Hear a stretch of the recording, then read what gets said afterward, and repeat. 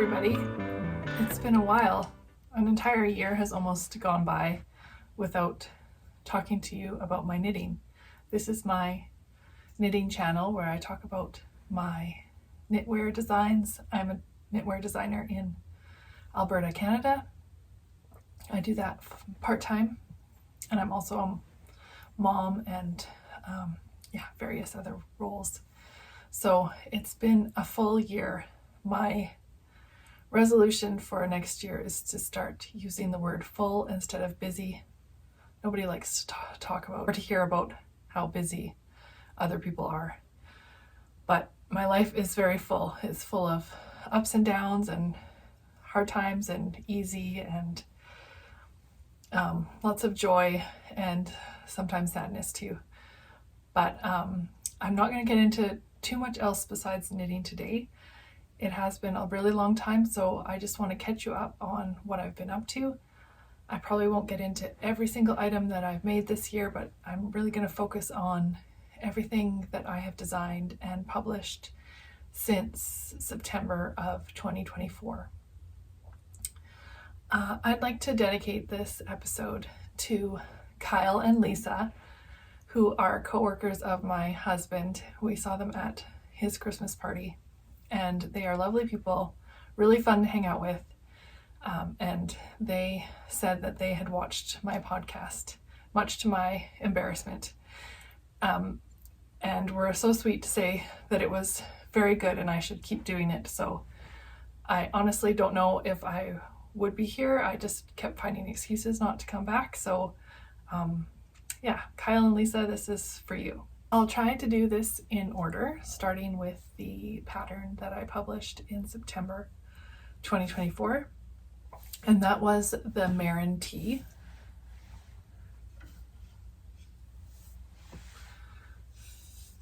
So this was a t-shirt design that I had hoped to have published in the summer, but I just could not manage to get everything checked off the list. So it came out in September. It is just a classic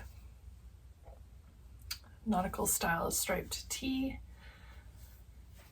and it is made in Sadness Garn Duo, which is a cotton merino blend, and it's a DK weight, so it's quite it's fairly heavy fabric because of the cotton content. And it was done, it's made top down, circular, because I incorporated short rows for this design. I usually don't use short rows, and I'm not a huge fan. Even after doing this one, I prefer to do increases or cast-ons for the neckline because I think it just provides better shape. But I did short rows. So you start with the neckline cast on, and then you do short rows to shape the neck, while at the same time you are increasing for the shoulder line. And then when you reach this part of your shoulder, so your t-shirt is that wide, you then start increasing the sleeves.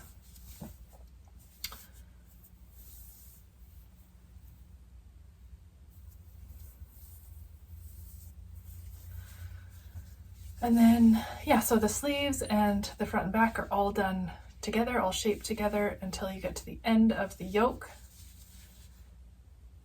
And then you divide for the sleeves, which are just basically this tiny bit, and the body. And some features of this t-shirt are the jogless stripes. So you cannot see where I have changed colors there. On the other side as well.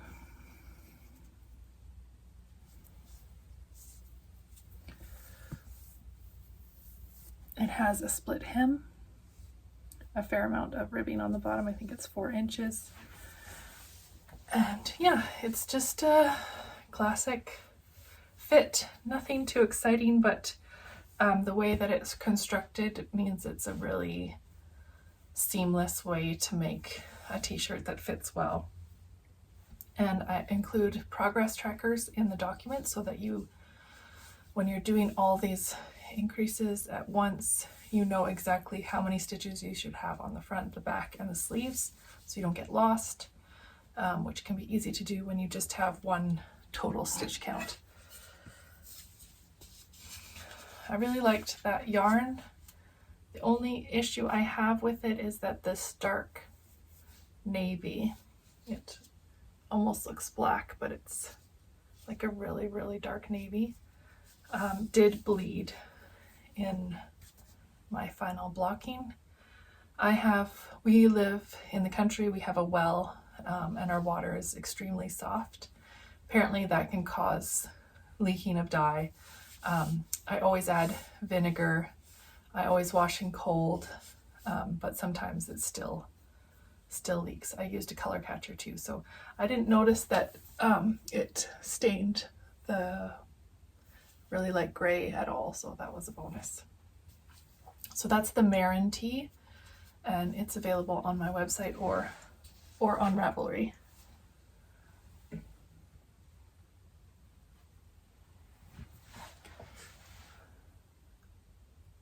Okay, I can't remember what came next, but it might have been this that's on the mannequin here. I bought a mannequin this year as well, which is like been actually really, really helpful.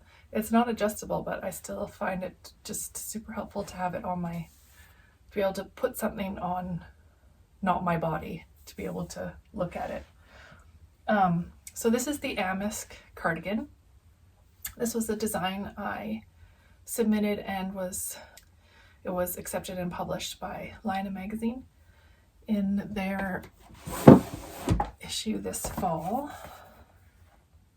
22, yeah, Lina 22. And it is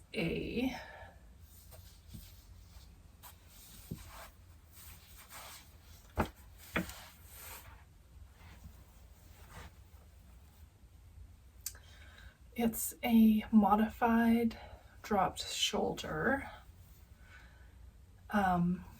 because it is a drop shoulder, but it also has some armhole shaping, and it is worked top down seamlessly. It has this lace pattern on the shoulder, and that goes into the sleeve. It's boxy, oversized, slightly cropped, and it's a super wearable shape. It doesn't stay on your shoulders too well, but I find it's just a great layering piece, and it needs to be de-pilled. It has a lot of pills on it because of the yarn choice, which I'll go into. But yeah, I actually find it kind of classes up an outfit that otherwise would just be kind of slouchy, even though it itself is kind of slouchy. I don't know if I can get this on here without making it crooked. I think I just have to have it crooked. The large shawl collar is picked up at the end in one piece all the way around, and then short rows are done within the pattern to increase this width compared to down here. There's no buttons, no button band. It would be very easy to put in buttons because you could just find a lace yarn over and make that your button hole, but I prefer it just open front. It is worked in Crux Fibers Unspun. It's a really spongy unspun. I haven't worked with a lot of unspuns, but based on working with my testers on this design, it's a little thicker, has a little bit more to it than like Pletilope, or I can't remember the other ones, Nudidin. Those ones are like quite thin and sparse, and this one is like more spongy. It was really great to work with. The only problem is that I do a lot of knitting on the go, and you can't do that with a plate of unspun. This is the pattern here in my magazine. I will grab a plate of Unspun to show you what it looks like. This is a plate of Unspun. I have 3 of these left from this. I think this only took 1 and a bit of these plates. It's really affordable sweater to make. And I don't know if you can see.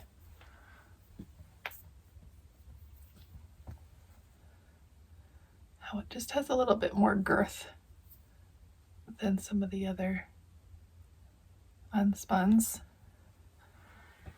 And that means when you wash it, it really poofs, and it creates such a nice light fabric that's warm, somewhat itchy. If you're sensitive to wool, it's not a soft yarn, but it's like, you probably are completely disagreeing with me, but I am very sensitive to different animal fibers.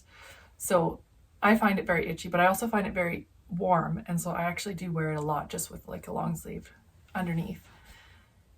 Yeah. So this is from Crux Fibres in Yukon, Canada.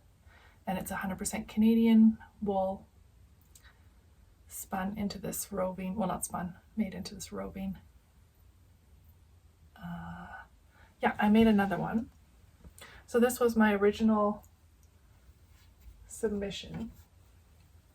I knit almost a whole sweater. I knit everything but one sleeve and then took photos of it and sent it in as my proposal. But this one is done with Unspun and also a strand of silk mohair. I used Knitting for Olive silk mohair or the Sandnes Garn one. I cannot remember. Sorry about that. I didn't take notes for it because when I proposed this design, Lina said, yes, we'd like that, but we don't want you to use silk mohair. When the magazine came out, I realized probably why they did that was because they had a lot of designs in the magazine they had accepted that held silk mohair with another yarn. So they're probably trying to limit how many of those kinds of designs they had. Anyway, I keep flopping this around, but this is, yes, this is an Amisk in the same size as this one, but because I held the silk mohair with it, it became a bigger gauge, and so it's very oversized and very like slouchy and cozy. I still like it. I still like to wear it, but it's harder to wear under a coat or whatever. And I can't remember what color of Unspun this is. This is dark gray, but they're both from Crux Fibres. And she has a lot of different colors in that Unspun that are really beautiful. So the next thing I released in the fall of 2024 was this design in collaboration with Hobie Yarn Company. They asked me to design a blanket to work in their yarn. And so I made this one. This one's called the Baa-ck to Sleep blanket. And you can get it for free on the Hobie Yarn Company website. I will try to remember and try to be good about linking patterns and yarn suppliers down below so that you can find that information. And if you're ever don't get something from this description about a pattern, my Ravelry and website and on the Hobie Yarn Company website is all the information that you need, needle size, yardage, all that stuff. So it would be a good place to go if you need some more information. So this one is done in their Highland wool, which is a sport weight wool. And I did this as I have been doing blankets within the last 2 years. I always start them in the center and then I work them out. I've been wanting to do more color work designs in these like circular blankets.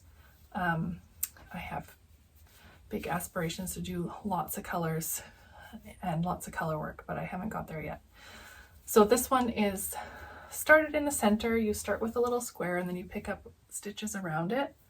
And then this one just transfers between a simple knit and purl, broken rib, and garter stitch until you get to the very end. Then you change colors, do some garter stitch, do some colorwork sheeps, and then some more garter stitch, and then bind off.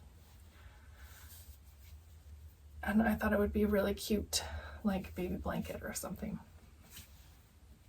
I really like these. They're a lot of work. It's a lot of knitting, but if you're like me and you have a lot of projects on the go, and you know, there's always those times in a project where you can't continue. Like, let's say you need to wind more yarn, but you're also going on a road trip and you missed the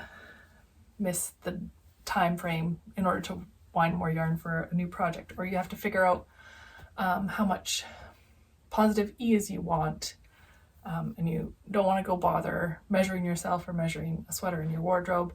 So there's like some little part of a pattern that's like holding you up. If you have a simple, repetitive, large project that's just kind of in the background, then you don't ever miss an opportunity to knit. So you can take that while you're going to that doctor's appointment, or while you're going to wait for your son's volleyball practice to end, or all those things.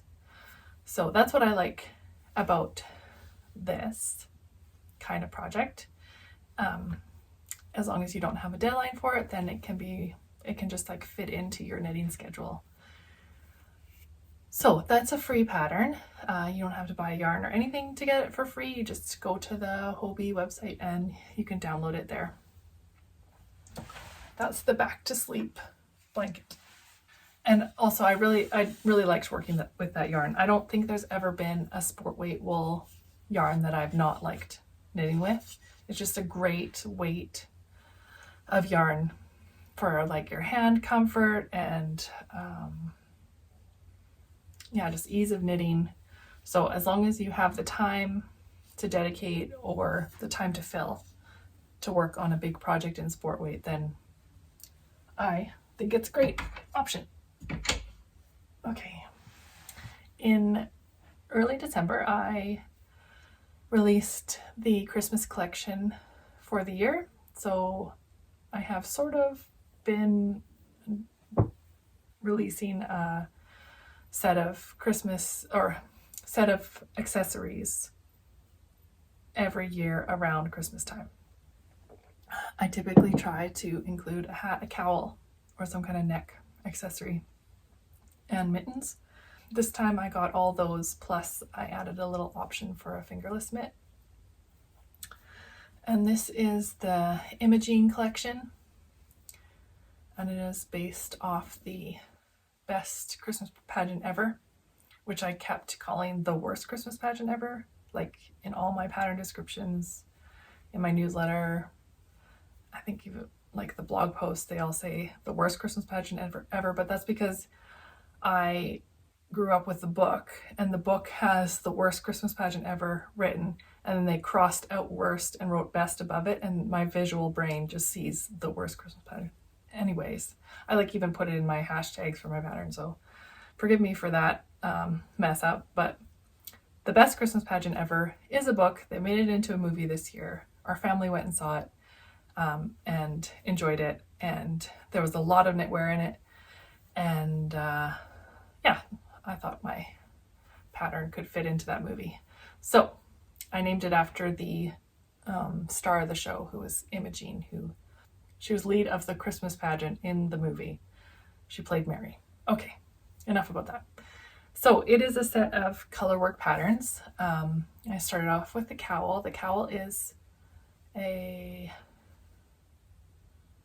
small infinity type cowl, and then I add the option to twist it at the end before you seam it. There's another size option that is twice this large in circumference and doesn't have the twist, because then when you put it around your neck and you turn it to double fold it, you would actually put a twist into it.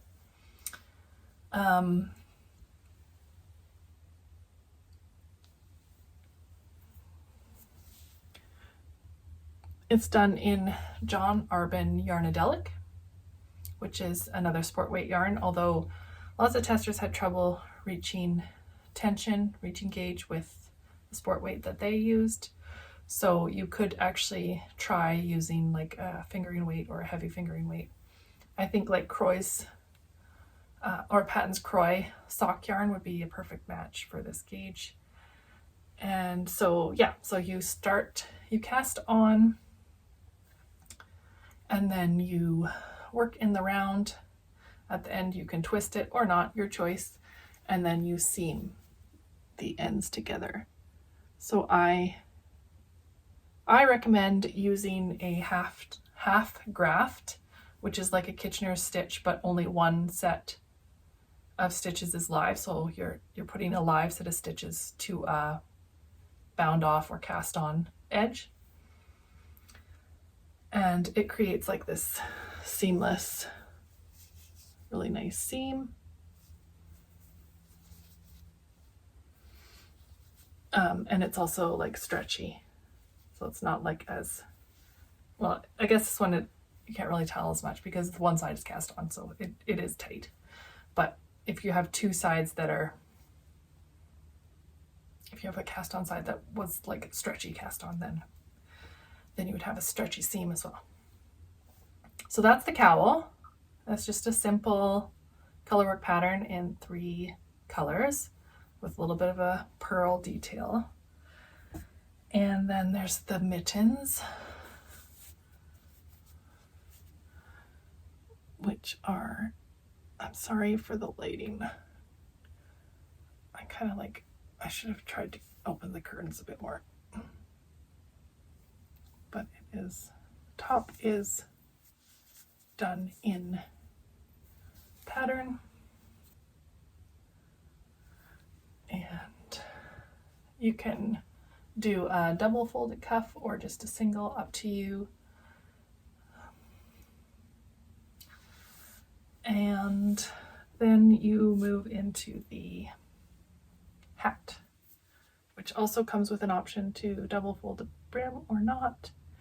And yeah, it's quite a bit more of a complex pattern. It's only repeated twice around the edge of the hat, so you do have to follow the chart. You won't be able to memorize it. And then the crown is decreased in pattern. And I did another one in just 2 colors.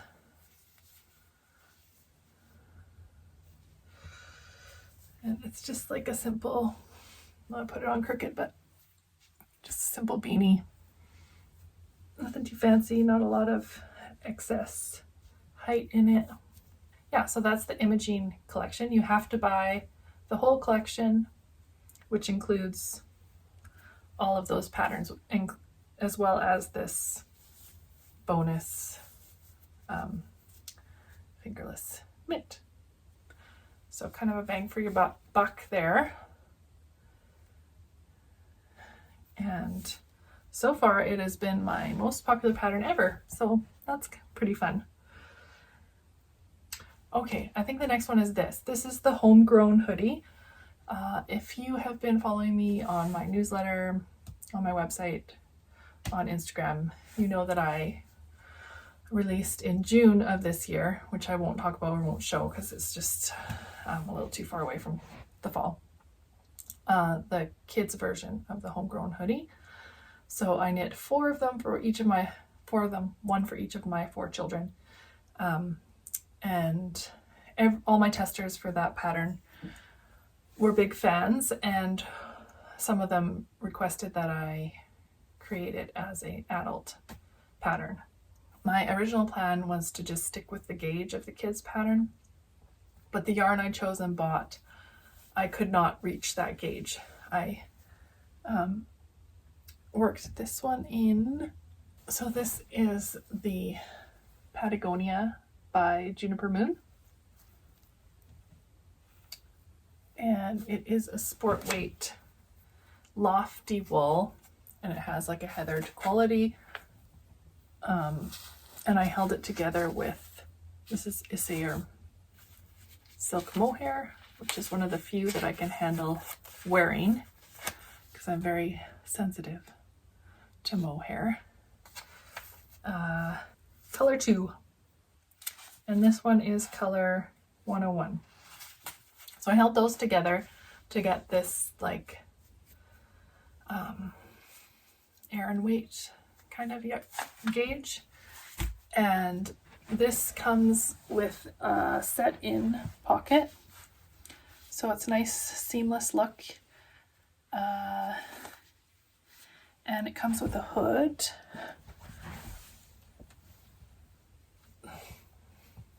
And it has like a cross front there. No ties. I never use ties anyway when I wear a hoodie. Like, I pull them out because they're super annoying, so I don't see the point in putting extra effort into putting a tie in there. Yeah, the shoulder shaping, it's done the same way as the Homegrown Kids version or the Marin, except that it doesn't have short rows. It's done through increases and casting on. And so you increase to the shoulder line, and then you stop increasing front and back, and you start increasing the sleeves, and then you do some increases at the base of the armhole. And so that's, I'm calling this a compound set and sleeve construction. I haven't seen too much. I've seen a few that are doing it this way. Most of them are doing drop shoulder designs. I haven't seen a lot that are doing like the set and sleeve with the armhole shaping at the base, and the, like, this is all done in one piece so it's like a yoked sweater. It's like a yoked set and sleeve. So if you know of a more accurate description, especially if it's been published and you know of what someone's calling it, I would love to hear that. I would love to know where this came from. I mean, it came from my brain, but I know I'm not usually the first one to think of things, so I'm sure there's somebody else who thought of it first. Coco Knits does seamless set and sleeve construction, but that is done where you start with the back piece, and it's done like there's a lot of like Petite Knit, Sari Nordland, Kukavakita are all doing those like rapid increase backs, and then you pick up the sleeve, you pick up the front, and then work that. Coco Knits does, well, she did it before they did. So originally it was the Coco Knits method, but it included sleeve shaping. So it included adding the sleeves in when you add in the fronts, and then it's like a continuous yoke, and yeah, so on and so forth. But it's not done the same, because this is done where you cast on the front and then you increase, so on and so forth. If you're a knitting nerd and you know more about this than me, then I would love to be informed. Yeah, so that's the Homegrown Hoodie. It obviously takes a lot of yarn because it's a full sweater with hood and a double pocket. It's a good length, I think, a little bit cropped. Those are my high-waist pants there.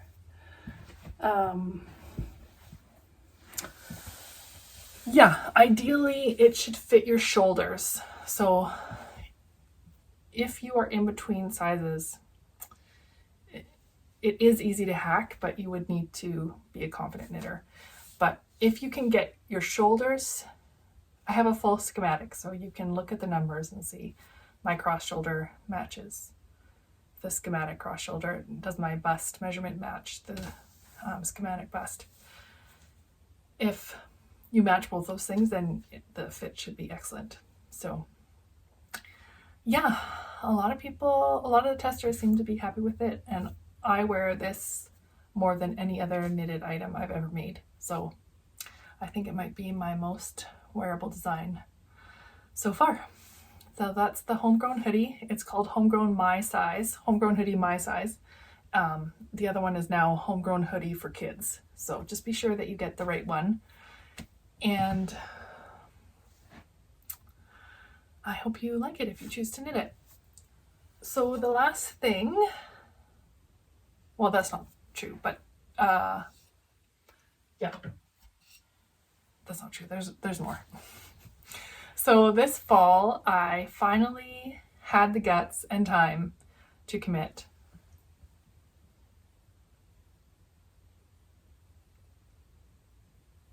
to taking out my knitting machine and trying to set it up. So 2 years ago, my mom bought a knitting machine at the thrift store. I was actually there at the thrift store previously, and there was a ball winder, so I bought that. It was like $6 or something. And they had a knitting machine there, and I knew at the time I did not have the time to commit to figuring out how it worked, so I left it. And then, so that was around October maybe. And afterwards, I went back to get it because I was like, you know what, I'm just going to get it and then I'll find somewhere to store it. I'll figure it out later. And it was gone. And I was just kicking myself. Like, it was $20 for a knitting machine. I think I just spit there. I'm sorry. I'm getting excited. And I was like, how could you not, for $20, like, even if you never use it, if there's a remote chance that you would, you should have bought it. So I was upset. So then Christmas Day came and I opened this present from my mom, and it's the knitting machine, the same one. She had gone back and got it when she realized that I had not bought it. So she was the reason why it wasn't there when I went back. So that was really surprising, and really sweet of her, and a treasured gift, although I never used it. I never touched it for 2 years. I didn't even open the box. I was completely intimidated, and I just didn't have any amount of time to dedicate to it. So I just left it. So this year, my youngest child is 6 and she's in grade 1 now. And so I feel like I'm like crawling out of a hole, figuring out who I am again. And yeah, I had some time to dedicate to this. So I opened it up and I replaced the sponge bar. I just ordered one on Amazon and replaced that. That means taking out all the needles, but I did manage to do that. And once I had that, it worked great. My kids helped me set it up. My oldest, who's 14, is very mechanical and engineering minded, so he really helped me figure it out. And so yeah, we've been using the knitting machine sometimes. Not as much as I might have thought. It's really finicky to do anything except a rectangle, but my girls made some presents for their friends, some neck warmers, and I also made a hat. So this is an entire skein of sock yarn, and I made a rectangle so it was open along the side, and I just went until I ran out of yarn except for enough to seam the ends. So I seamed the entire side of it and tightened the ends. I didn't do any shaping on the ends. And so it's kind of like a Musselburgh hat without shaping. Although it's more like a knit machine hat, because before the Musselburgh existed, people were making hats on knitting machines just like this. So the Musselburgh is a knit machine hat with shaping, would be more appropriate. But oh, I put the seam right there, so maybe you don't want to do that, but yeah, it's cute. It's like super tight, but I don't mind that. I like a tight hat, and then it can be an option for my kids too. And that is done in the Creative Knitter. Stephanie owns a local yarn store in Ontario now. And she was dyeing yarn while she was owning that store, but I think that now the store is taking up all of her time and she doesn't have time to dye anymore. So I don't know that you can get this yarn, definitely not this color. It's called Succulents, and it's this really cool purple and green. No pooling at all, just perfectly randomly colored. I love that. Oh, I forgot. There was another. I don't have the garment for it. That's why I forgot. So there was another publication this fall. I was fortunate enough to be in 52 weeks of Chunky Knits. I worked up a cardigan pattern. This is the Bud and Blossom. And it's done in this really fun stitch that looks like crochet but is fully knit. It's just yarn overs and knitting into the yarn over.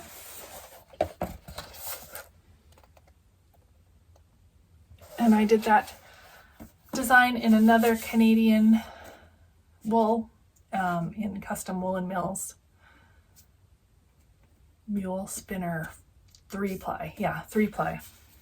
I could just look at the book, I guess, and figure that out. But yeah, that's Alberta milled in Carstairs.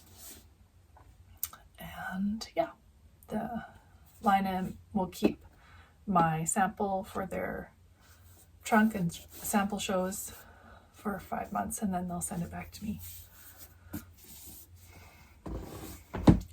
Okay, so we've done what I've published, and now we'll do what I'm working on. So this is the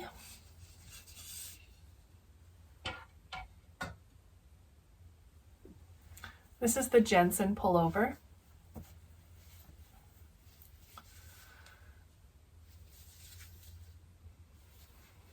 It's an Aran weight gauge with some simple color work, a V-neck. It's a modified drop shoulder again, so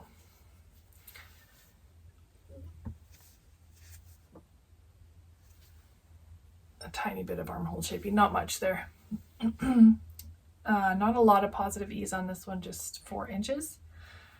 And this one is done in the exact same way, just a drop shoulder instead of set and sleeve. So obviously I have a love affair with this construction. I find it just makes sense in my brain to do it this way and to work your sections all at the same time, but at the same time know exactly how many stitches you're supposed to have per section, so there's no questioning at the end of the yoke. Why do I have this many here, this many there? And so this is, so it's a little bit different than the other ones because it's a drop shoulder. It also has this shoulder line actually goes along the back, like it hits the back of your shoulder. And that helps to bring up the V-neck and also drops the back neck. So like this one, if you were to take the hood off, the back of the neck would be straight across.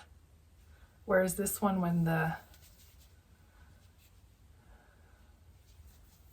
shoulder line is along the back, if it falls back, then it gives you a drop in your back neck. Yeah, so this one you work as one piece to here, and then you have to work the front and back separately, and then you pick up stitches around the sleeves. So this pattern is currently in testing. I'm not sure when it will come out. It's kind of lackadaisical. I haven't been putting too much pressure on testers to get it done in any kind of timeline. Lots of them are finished already. Some have just really gotten started, so it's whatever. And along the edges, I have that faux seam again so that you don't have a jog between your color work start and end on both sides. So it just looks like you made two pieces and seamed them together, but you actually did it all in one piece.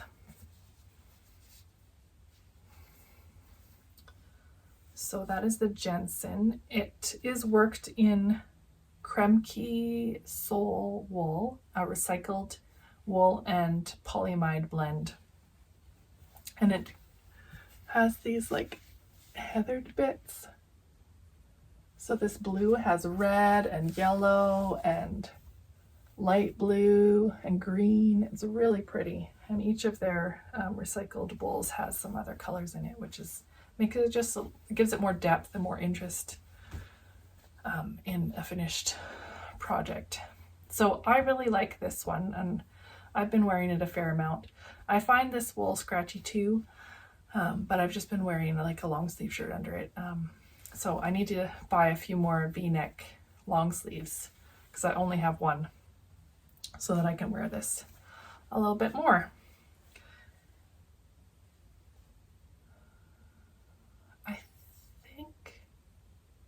Oh, no, that's not it.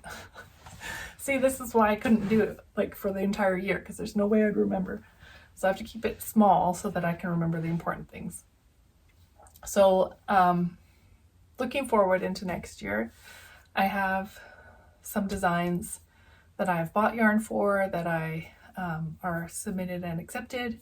So they're definitely coming out, and then I have lots of dreams, but I won't go too much into that. I'll just talk about this work in progress. So currently I am working on this skirt. So it is a braided cable done intermittently, so it almost looks like diamonds.